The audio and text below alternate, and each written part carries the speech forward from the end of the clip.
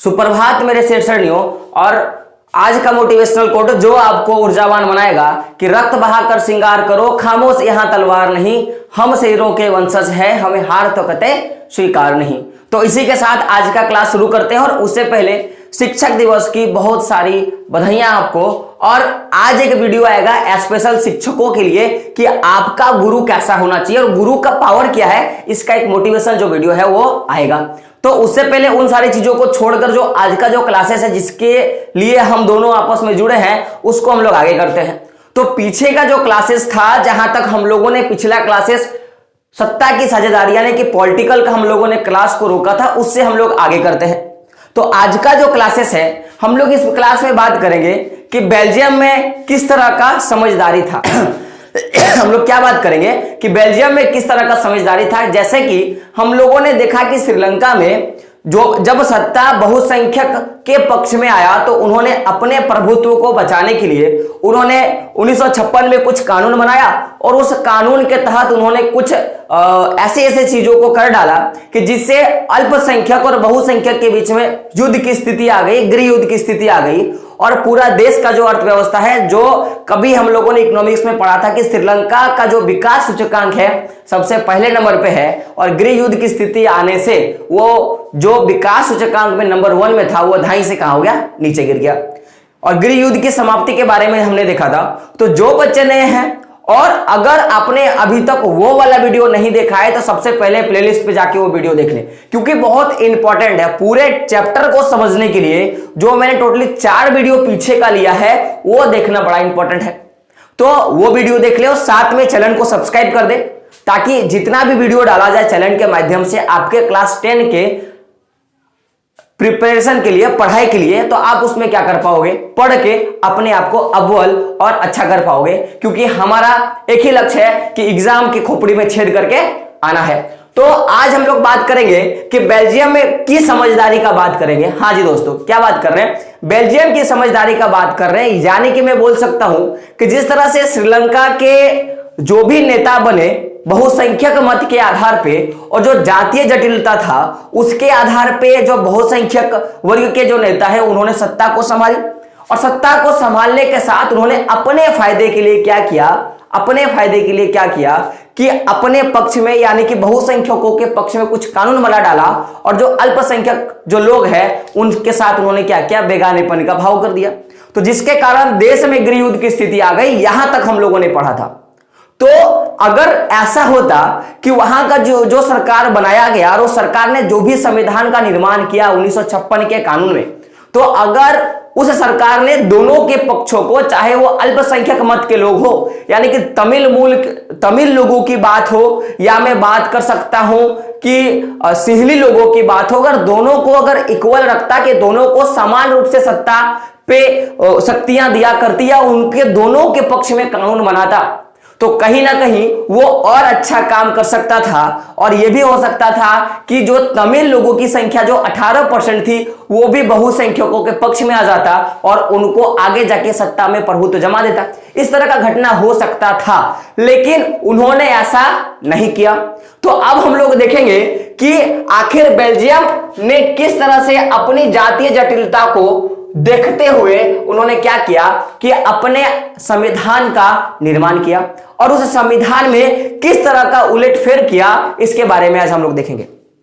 तो समझिएगा कि जिस तरह का जातीय जटिलता बेल्जियम में था तो उनके सारे जातीय जटिलताओं को या जाति की जो अंतर था किसमें, चाहे आप संस्कृति पे देख लो, भाषा में देख लो, तो सभी विविधताओं को क्या किया कि बेल्जियम की सरकार ने उनको सहराया और उनको अपना जैसा करने के लिए उन्होंने क्या किया कि उनकी विविधता को स्वीकार किया।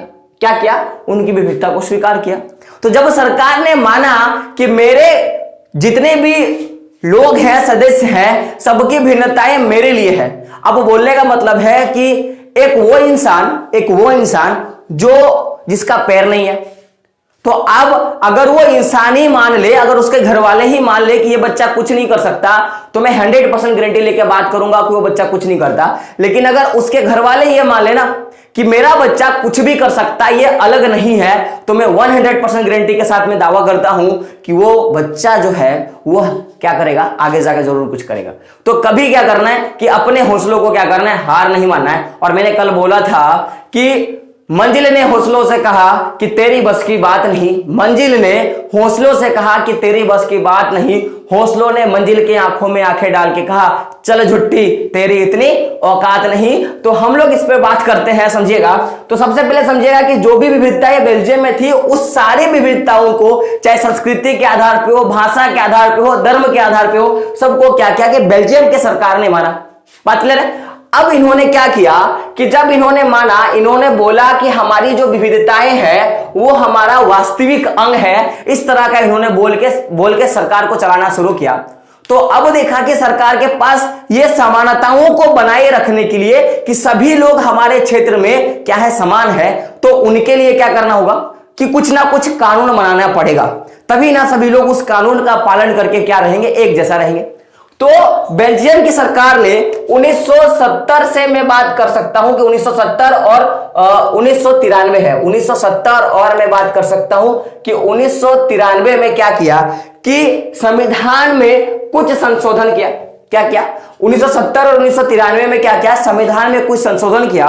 और संशोधन की अगर संख्या का मैं बात करूं तो कुल मिला के 4 संशोधन किए। कितना संशोधन? 4। यानी कि संशोधन कर समझ लीजिएगा कि पहले आपने एक कुछ लिखा था, जैसे मैंने अभी यहां पे एक गलत वर्ड लिख दिया था, मैंने लिख दिया था 193, तो इतना तो नहीं होता, ये कितना होता है 1993 ये होता है, तो मैंने उसको काट के सही किया। तो जो चीज लिखा गया है उसको कानूनी रूप से या सबके लिए क्या किया गया, सुधार किया गया, संशोधन है, ठीक है। तो 1970 और 1993 के बीच में क्या किया गया, टोटल 4 जो है नए बदलाव किए गए संविधान में, संविधान का संशोधन किया। कारण क्या था? ताकि जितने भी लोग हैं बेल्जियम में, चाहे वो डच भाषी लोग हैं, चाहे वो फ्रेंच भाषी लोग हैं, चाहे वो जर्मन भाषी लोग हैं, उनको कभी क्या हो, उनको क्या कभी हो कि उनको ना लगे कि सरकार उनके पक्ष में क्या कर रहे हैं, पक्षपाती कर रहे हैं, जैसे हम लोगों ने श्रीलंका में देखा था। यहां तक तो बात क्लियर है। आप समझिएगा कि सर आखिर आप बताइए कि मैंने अभी क्या बोला कि संविधान में संशोधन का कारण बताइए, और मैंने अभी आपको बताया। तो संविधान में संशोधन का कारण क्या था? तो जो भी सरकार बना उस सरकार ने यह तय किया कि देश में कोई भी व्यक्ति रह रहा है तो उस व्यक्ति को सरकार से किसी भी तरह का बेगानेपन का एहसास ना हो कि सरकार उसको देखती नहीं है, सरकार उसको मानती नहीं है, इस तरह का किसी तरह का बेगानापन ना हो, ठीक है। तो इसलिए सरकार ने क्या किया कि अपने संविधान में 1970 और 1993 के बीच में टोटल 4, कितने दोस्तों, 4 जो है संशोधन कर दिए। तो ये तो बेगानेपन का बात था। तो सबसे मेन कारण क्या था कि जो देश की एकता है, यानी कि सभी लोग क्या कर सकते हैं, मिलजुल कर एक साथ रह सके, इसीलिए क्या कर दिया गया, संविधान में कितना किया गया, 4 जो है संशोधन किया गया। यहां तक बात क्लियर है, यहां तक बात क्लियर है। अब समझिएगा कि ये 4 जो संशोधन है सर, अब आपके मन में क्वेश्चन आता होगा कि गुरुजी मुझे आप ये बताइए कि ये जो 4 संशोधन था सर वो क्या क्या था, ये जो 4 संशोधन है सर वो क्या क्या था। तो समझिएगा, बड़ा गौर से समझिएगा, क्योंकि ये जो 4 पॉइंट है ये बहुत जटिल है, क्योंकि जिस तरह से बेल्जियम में जातीय जटिलता था उससे कहीं अधिक वहां के संविधान में जो कानून बनाया गया या जिस तरह का सरकार चल रहा था उसमें भी बहुत ज्यादा जटिलताएं थी। और ऐसा नहीं कि जो जटिलताएं थी उसमें लोगों ने उसको स्वीकार नहीं किया, सब कुछ मैं बताऊंगा, थोड़ा सब्र कीजिएगा। तो अगर मैं बात करूं 4 संविधान के संशोधन का, तो पहला अगर संविधान संशोधन का बात करूं कि देखिएगा किसी भी देश में 2 तरह की सरकारें होती हैं, एक जो होता है उसको केंद्र सरकार बोलते हैं, और दूसरा जो होता है राज्य सरकार की होता है। यानी कि जिसमें केंद्र में बैठे हुए मंत्री जब कानून बनाएंगे पूरे देश के लिए तो उसको केंद्र सरकार के अंतर्गत बोलते हैं, और राज्य के अंतर्गत जो कानून बनाएगा वो राज्य सरकार के अंतर्गत बोला जाता है। बात क्लियर है यहां पे। तो अब समझिएगा कि सबसे पहला जो नियम बना वो केंद्र के लिए, किसके लिए नियम बना कि जो 4 जो संशोधन हुआ, तो पहला जो संशोधन हुआ वो केंद्र सरकार के लिए संशोधन हुआ कि केंद्र सरकार को कैसा बनाया जाए, सबसे पहला चीज। तो बोला गया कि केंद्र में क्या किया जाएगा कि बहुसंख्यक बाद के हिसाब से तो छोड़ो, यहां पे क्या किया जाएगा कि चाहे मैं डच भाषा वाले लोगों का बात करूं, चाहे मैं डच भाषा वाले लोगों का बात करूं या मैं फ्रेंच भाषा वाले लोगों का बात करूं, तो यहां पे मंत्रियों की जो संख्या होगी दोनों की समान होगी। क्या होगी?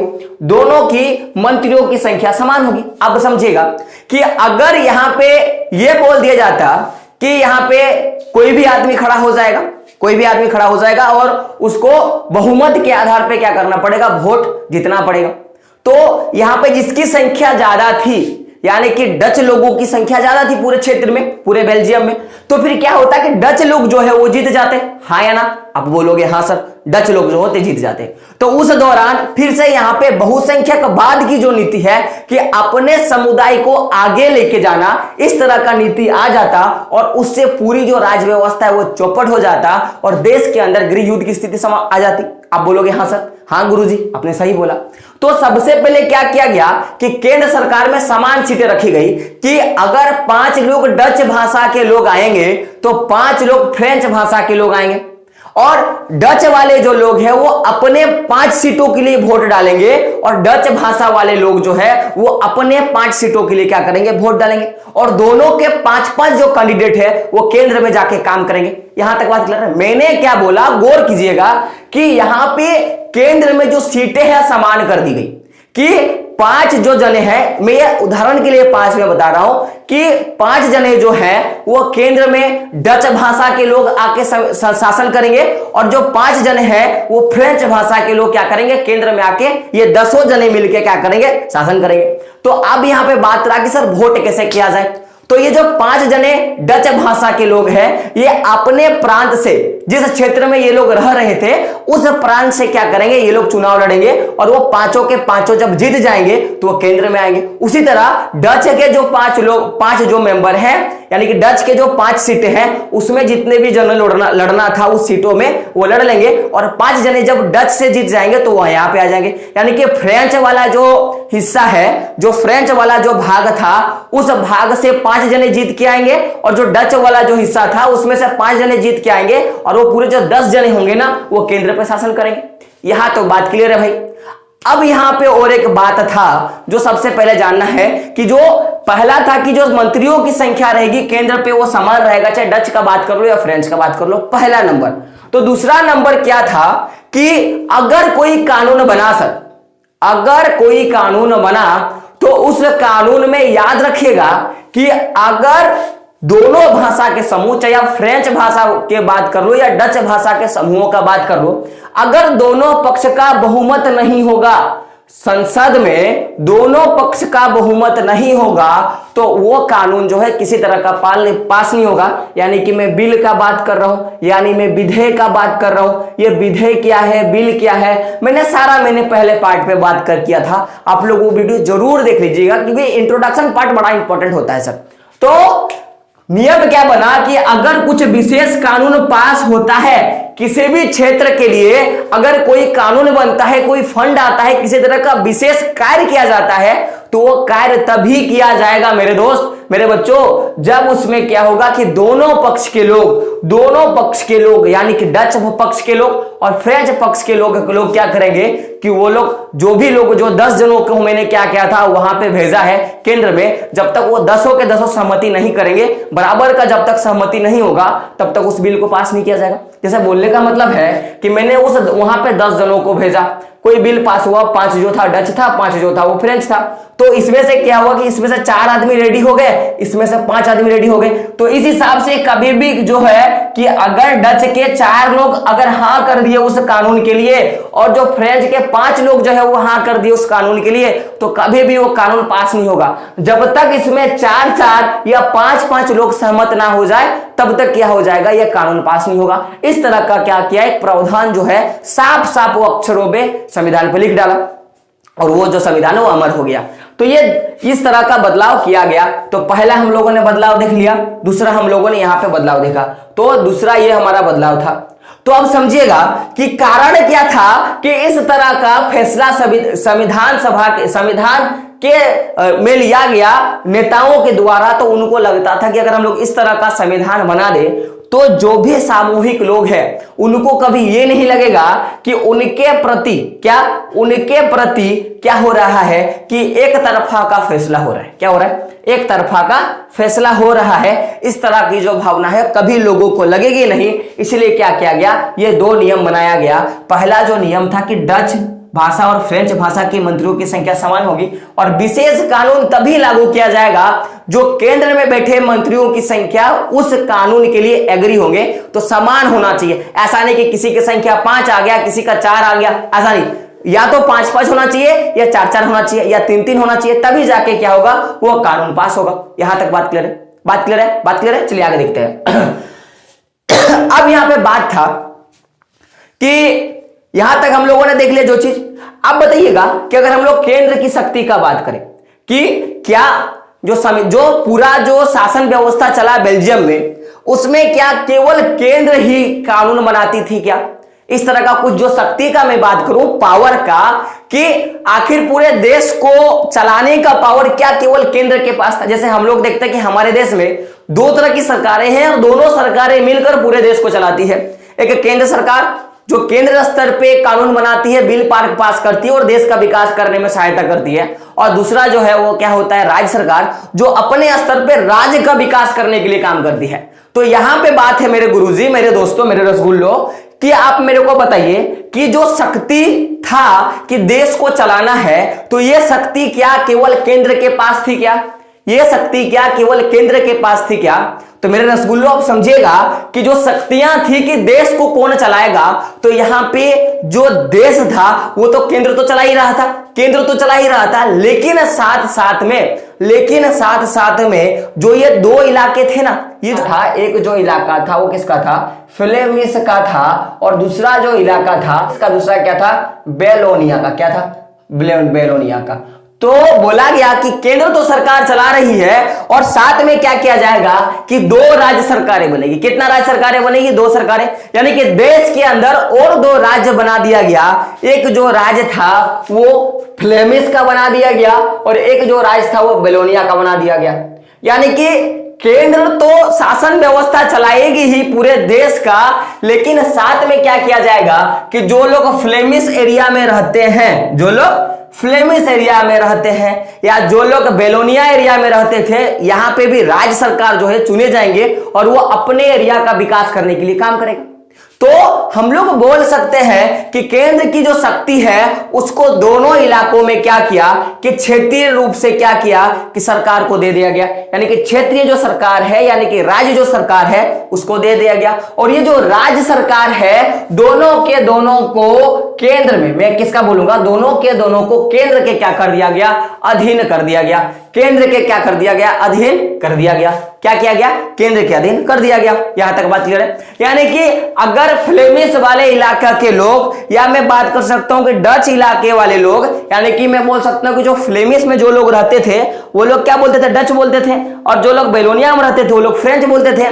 तो अगर डच की राज्य सरकार का मैं बात करूं, या केंद्र या बेलोनिया की जो फ्रेंच भाषी जो राज्य सरकार है, वो कभी भी अपना नियम या अपना कानून या अपने देश का विकास करने के लिए कुछ भी काम करेगा तो उसको केंद्र को पूछना पड़ेगा, और अगर केंद्र बराबरी का सहमति हुआ तभी जाके वो बिल पास होगा और उस पर काम किया जाएगा। यहां तक बात क्लियर होना चाहिए आप लोगों को। चलिए आगे देखते हैं। तो इस तरह का क्या था? जाति जटिलता था। लेकिन अब आपके पास एक क्वेश्चन आया होगा कि गुरुजी मेरे को आप ये बात बताइए कि फ्लेमिश वाले इलाके में जब हम लोगों ने इस वाले फिगर को देखा था, तो हम लोगों ने देखा था कि जो फ्लेमिश वाला इलाका है, या हरा वाला इलाका देख सकते हो, उसमें एक जो है जिस तरह का मिनट उस कलर का क्या है, एक छोटा सा भाग है जो क्या है, बेल्जियम की राजधानी ब्रुसेल्स है। और यहां पे जो हम लोगों ने एक चीज देखा था, जातीय बनावट, वो जस्ट उल्टा था। क्या उल्टा था कि ऐसे अगर मैं बात करूं बेल्जियम में, तो यहां पे जो लोग डच बोलते थे इनका प्रतिशत ज्यादा था, और जो लोग फ्रेंच बोलते थे इनका प्रतिशत कम था। लेकिन जैसे मैं ब्रुसेल्स जाऊंगा, जहां पे यानी कि बेल्जियम की राजधानी ब्रुसेल्स जाऊंगा, यहां पे जैसे इसका उल्टा हो जाता है, यहां पे फ्रेंच की संख्या ज्यादा हो जाती है और डच की संख्या ज्यादा हो जाती है। तो सर अब मेरे को बताइए कि यहां पे किस तरह का चीजें जो है या किस तरह का कानून व्यवस्था रखा गया, कहां मैं बात कर रहा हूं कि तो बेल्जियम की राजधानी ब्रुसेल्स में। तो आप थोड़ा समझिएगा कि जब इस तरह का कानून यहां पे बना, इस तरह का कानून बना कि यहां पे जो सरकारें होंगी वो दोनों अस्थायी रूप से काम करेगा, और ये बात डच लोगों ने मान लिया। किसने माना? ये जो बात है ये डच लोगों ने मान लिया। तो जब क्या हुआ कि यहां पे क्या हुआ कि डच लोगों ने इनके बातों को मान लिया। जब केंद्र स्तर पे डच लोगों ने मान लिया तो इन्होंने देखा जो फ्रेंच भाषी लोग, उन्होंने बोला कि चलो जब ये लोग मेरे बातों को मान लिया तो हम भी क्या करेंगे, इनके बातों को मानेंगे। तो अगर मैं बात करूं कि जो केंद्र है, जो राजधानी है ब्रुसेल्स में, वहां पे शासन का मैं बात करूं तो समझिएगा यहां पे क्या किया गया कि दो अलग अलग सरकारों का निर्माण किया गया। क्या किया गया? दो अलग सरकारों का निर्माण किया गया तथा दोनों समुदाय को क्या किया गया, समान प्रतिनिधित्व देने का क्या किया गया, बात किया गया। क्या किया गया? दोनों को समान प्रतिनिधित्व देने का बात किया गया। यहां पे भी दो सरकारें बनाई गई, एक बेल्जियम के लिए, एक मैं बोल सकता हूं कि डच भाषी लोगों के लिए और दूसरा फ्रेंच भाषी लोगों के लिए दो अलग और सरकारें बनाई गई, और साथ में क्या गया कि दोनों को समान रूप से प्रतिनिधित्व दे दिया कि दोनों आदमी समान रूप से शासन करेगा। इस तरह का सरकार वहां पे बनाया गया।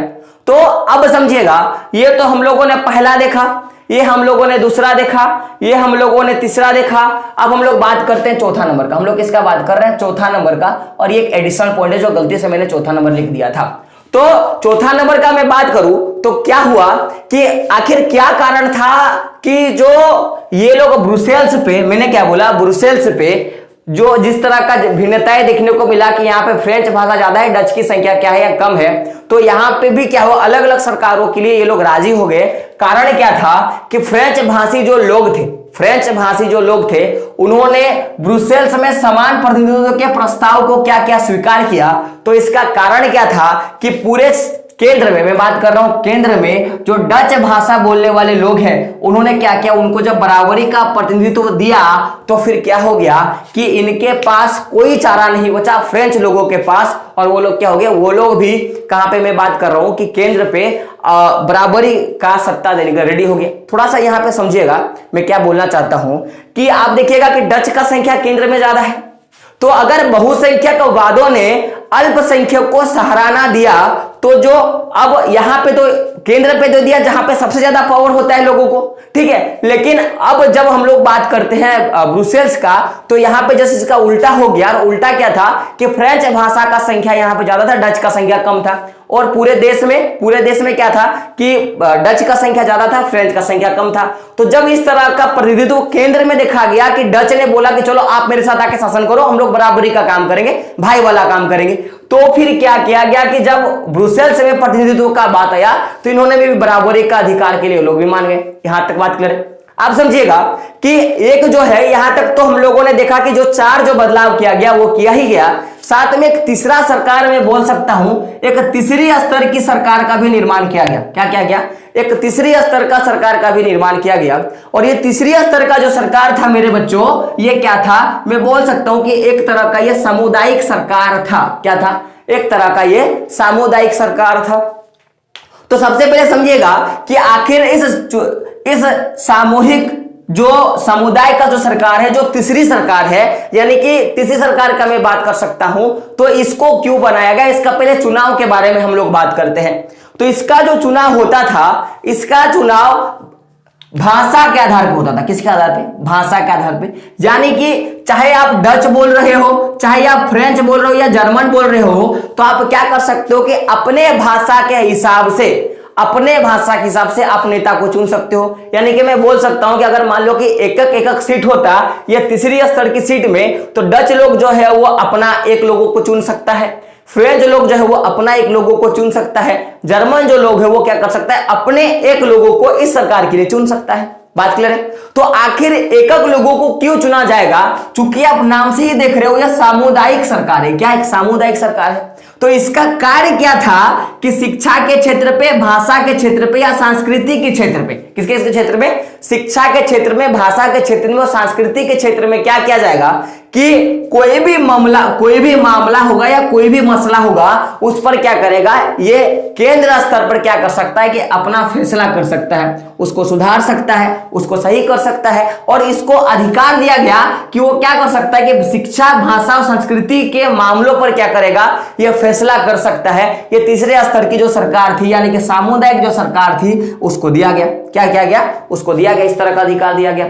तो ओवरऑल हम लोगों ने देखा कि इस पूरी व्यवस्था में बहुत ज्यादा जटिलताएं थी, है या नहीं? आप बोलोगे हाँ सर, देखो इतना सरकार बन गया, एक केंद्र में सरकार बन गया, राज्य में बन गया, राजधानी में सरकार बन गया और तीसरा एक सरकार बन गया। तो इस तरह की जो जटिलताएं देखने को मिला, गुरुजी आपका क्वेश्चन आएगा कि सर तो इतना ज्यादा हैचपैच था तो बच्चे कभी जो देश के लोग हैं वो कंफ्यूज नहीं हुए क्या? नहीं, इस तरह का कोई उनके पास समस्या आई ही नहीं। और मैं बोलूंगा कि आज भी ये जो बेल्जियम के जो रहने वाले लोग हैं, बेल्जियम के रहने वाले लोग हैं, चाहे वो डच भाषी लोग हो, जर्मन भाषी लोग हो या फ्रेंच भाषी लोग हो, सभी ने क्या किया, इस व्यवस्था को बहुत सफल रूप से माना और आज भी यह व्यवस्था बहुत सफल रूप से चल रही है। तो सोच के देखो कि अगर बेल्जियम वाले लोग अगर श्रीलंका जैसे काम कर देते तो किस तरह का अनर्थ हो जाता, है ना? तो समझिएगा कि अगर इस तरह की व्यवस्था लागू हो गया तो इस व्यवस्था से क्या क्या चीजें जो है, जो घटनाएं घटने वाली थी वो घटनाएं रुक गई। आपने देखा कि बहुसंख्यकवाद के कारण अल्पसंख्यक और बहुसंख्यक के बीच में क्या हो गया, गृह युद्ध की स्थिति आ गई। और हम लोगों ने देखा था कि जब गृह युद्ध की स्थिति आ गई तो दोनों पक्षों के लोग मारेंगे। ऐसा नहीं कि जब युद्ध की स्थिति होती है तो दोनों पक्षों के लोग मारे जाते हैं, तो दोनों पक्षों के लोग मारेंगे। यहाँ पे हम लोग शरणार्थी, बहुत से लोग होते हैं कि अपने देश को छोड़ के दूसरे देश में पलायन हो गए। जैसे आज हम लोग बात करते हैं कि आप अफगानिस्तान का बात कर लो, वहां पे जो आतंकवादी जो संगठन था उनके द्वारा जब क्यूबा पर उनके द्वारा जब आक्रमण किया गया उसके क्षेत्र पे, तो बहुत लोग इंडिया भाग के आए अफगानिस्तान से। तो बहुत लोग क्या गए, शरणार्थी हो गया। और सबसे बड़ा जो दिक्कत था वो रोजी रोटी का था। तो यानी कि मैं बोल सकता हूं कि सबसे बड़ी स्थिति गृह युद्ध की जो स्थिति थी वो इस व्यवस्था के कारण टल गई। क्या होगा? गृह युद्ध की जो स्थिति थी इस व्यवस्था के कारण क्या हुआ, टल गई। और साथ में मैं बोल सकता हूं कि जब भी गृह युद्ध होता ना, अगर गृह युद्ध हो जाता ये दोनों के बीच में, तो जो देश है ना, वो जो देश है ना, मैं बोल सकता हूं कि देश जो है वो भाषा के आधार पर, किसके आधार पे, भाषा के आधार पे दो टुकड़ा हो जाता और देश जो है वो बढ़ जाता। क्या होता? देश जो बढ़ जाता। यानी कि अगर देश बढ़ गया तो देश में क्या हो जाएगा कि उसकी जो पावर है ना वो क्या हो जाएगी, कम हो जाएगी। पावर क्या हो जाएगी, कम हो जाएगी। तो वो सबसे पहला तो गृह युद्ध की स्थिति टल गया, यानी कि बहुत तरह का जान माल का क्षति होने से बच गया। और तीसरा जो सबसे बड़ा चीज हुआ कि जो देश जो बढ़ जाता ना, तो इस व्यवस्था के कारण, बेल्जियम के सूझबूझ के कारण, बेल्जियम की सरकार की सूझबूझ के कारण क्या हो गया कि ये जो बंटवारा है वो बच गया। यहां तक आप समझ में आ गया होगा आपको कि किस तरह की चीजें जो है वो बेल्जियम की सरकार ने किया। अब आप बोलोगे गुरुजी कि हर बार आप ये गृह युद्ध कर रहे हो, ये क्या है? तो मैंने पिछले वीडियो में बताया था, तब मैंने मौखिक बताया था, मैं लिखित बता देता हूं, क्योंकि बोला गया है कि चीजें जो है ना वो मौखिक से ज्यादा लिखित अच्छी होती हैं। तो समझिएगा कि गृह युद्ध का मतलब होता है कि आप किसी भी मुल्क का देख लो, चाहे श्रीलंका का देख लो, बेल्जियम का देख लो, है ना? तो यहां पे क्या होता है, या फिर हम लोग अभी अफगानिस्तान का बात कर ले रिसेंट, ठीक है? तो किसी भी मुल्क का बात करें, यानी कि किसी भी देश का बात करें, तो देश के सरकार का जो विरोधी समूह है, देश के सरकार का जो विरोधी समूह है, अगर वो लोग क्या करें कि सरकार के प्रति हिंसक लड़ाई शुरू कर दे, क्या करें, हिंसक लड़ाई शुरू कर दी। जैसे तालिबान ने अफगानिस्तान की सरकार के लिए हिंसक लड़ाई शुरू कर दिया। जैसे हम लोगों ने देखा था कि जो तमिल लोग हैं वो लोग क्या कर दिए, हिंसक लड़ाई शुरू कर दिए देश के सरकार के प्रति, ठीक है? तो जब ये हिंसक लड़ाई क्या करे, शुरू कर दे, और ये जो लड़ाई है ये बस लगे, ऐसा नहीं कि ये लड़ाई ही है, बस ये लगे कि इसमें क्या हो रहा है कि दोनों के बीच में क्या हो रहा है, युद्ध हो रहा है। क्या हो रहा है कि दोनों के बीच में क्या हो रहा है, दोनों के बीच में क्या हो रहा है कि युद्ध हो रहा है, दोनों के बीच में क्या हो रहा है, युद्ध लगे, तो फिर क्या बोल सकते हैं इसको कि ये क्या है, ये एक गृह युद्ध है। यानी कि ऐसी स्थिति जब विरोधी जो समूह है वो सरकार के खिलाफ क्या करे, लड़ाई करना शुरू कर दे और उससे लगे कि दोनों के बीच में बहुत लंबा युद्ध होने वाला है, तो इस स्थिति को क्या बोलेंगे कि गृह युद्ध बोलेंगे। बात क्लियर है? तो यहां तक हम लोगों ने पूरी जो बेल्जियम की समझदारी है उसको हम लोगों ने ले लिया था। अब जो अगला क्लास होगा उस क्लास में हम लोग देखेंगे कि सत्ता की साझेदारी क्यों जरूरी है। क्या हम लोग देखेंगे सत्ता की साझेदारी क्यों जरूरी है, और पूरा टॉपिक से आपको समझ में आ ही गया होगा। अब अगले क्लास में हम लोग इस पे बात करेंगे, लेकिन उससे पहले मैं बता दूं कि जो लोग चैनल पे नए हैं प्रीतम एकेडमी को सब्सक्राइब कर लेनी है और जो बेल का आइकन है उसको प्रेस करना, और वीडियो कैसा लगा आपको जरूर बताना है एक बार।